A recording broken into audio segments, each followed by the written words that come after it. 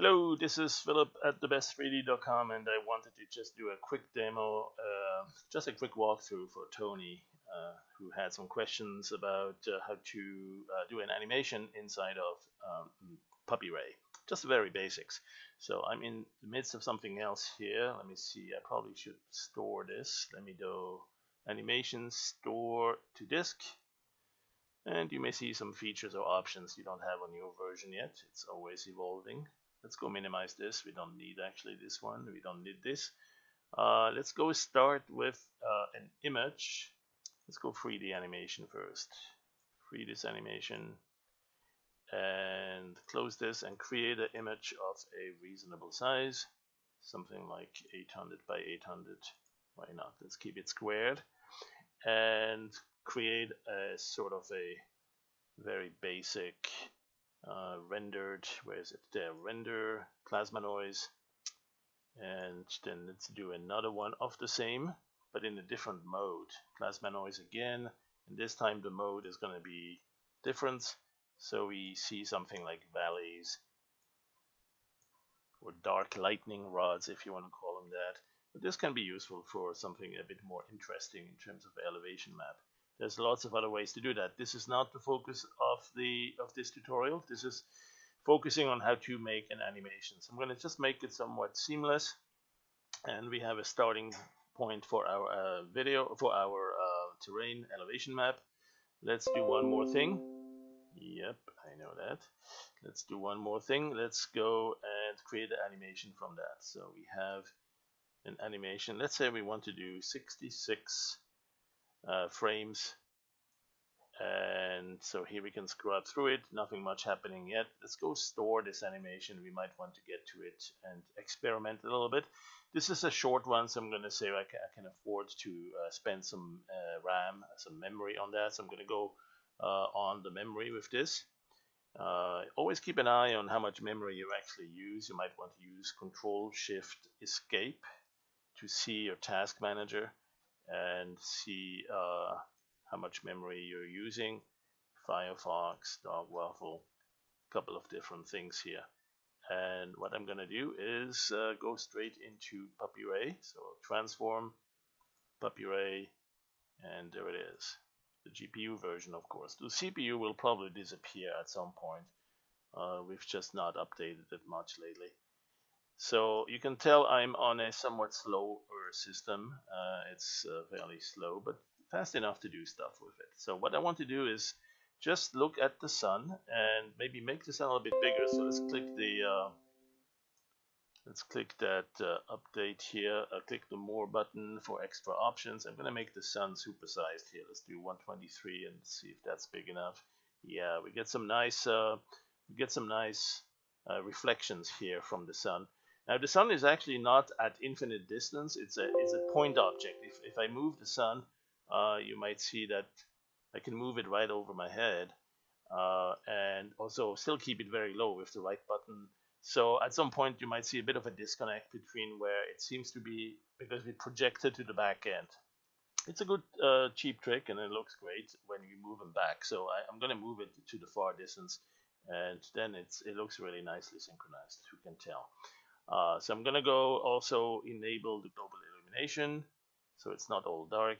And why not? Let's also enable some texturing on that. There you go. So we have a little bit of texturing on the landscape. And what we want to do is keep the camera where it is. Change perhaps the waves to be Perlin noise. They look a little bit better. Well, sometimes. And we'll just go zoom in a little bit more too. So there's this button here for the camera zoom. So we're not moving forward, but we're zooming in more of a telephoto lens, and then that way we get to see much more of that reflection. All right, and the idea is that these waves are actually animated, but we need to tell it to animate. And if I just go and click animate, it will tell me, sorry, no keyframe set. So we need to first, of course, we had to create this animation sequence placeholder. And now that we are in PuppyRay, we can scrub through that. And we don't have to change any of the parameters, right? But you see, if I let go, the waves seem to be moving. You can also change the speed of these waves. 0.18, let's make it faster, let's say 33. And if you want to scrub through it a little bit faster here, you could go change this to a fast preview. That, even on my very slow system, is almost real time. But yes, if you have a decent recent system, it should be, even at some of these rendering levels, pretty good. All right, so what I'm going to do is we need to create keyframes, right? Because if I do animate, it says no keyframes are set. So okay, let's set one keyframe just at the beginning, and then go to the end. In fact, maybe we don't need that. Let's see if it needs more than one keyframe. Let's just we can be at the first one. We did set a keyframe there. Let's see, animate. Yeah, so that's actually all you need. You need to just render one keyframe, I think. And if nothing else is changing, at least the water waves still will. All right, so let's go render that. In fact, let's go with a quick preview first, a fast preview, or something like that. There, and render that.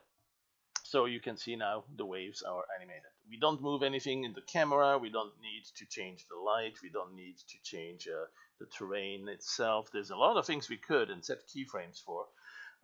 Most of the parameters you see here on the left side, these parameters, most of these can be keyframed. Most of these can be animated. Not the changing of skies, right? You go from one sky to another. No, that's not going to be keyframeable. But some things like the light, color, the RGB values of the color, I think can.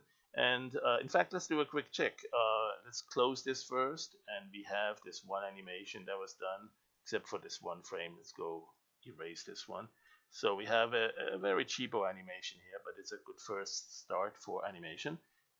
Let's go and reload our terrain and do that again, this time with a little bit more sophistication. PuppyRay GPU still. Actually, before I do that, let me just use the positioning tool here. This one, scroll around on the image, control. You can actually use a keyboard shortcut, control shift, and then with the left button move it to the right side. I'm not going to need my sidebars. I'm going to minimize that to shove it to the side. And then that way I have a bit more view on my rendering here. And I can go and open the PuppyRay GPU and move that to the side, so I have a nice side by side.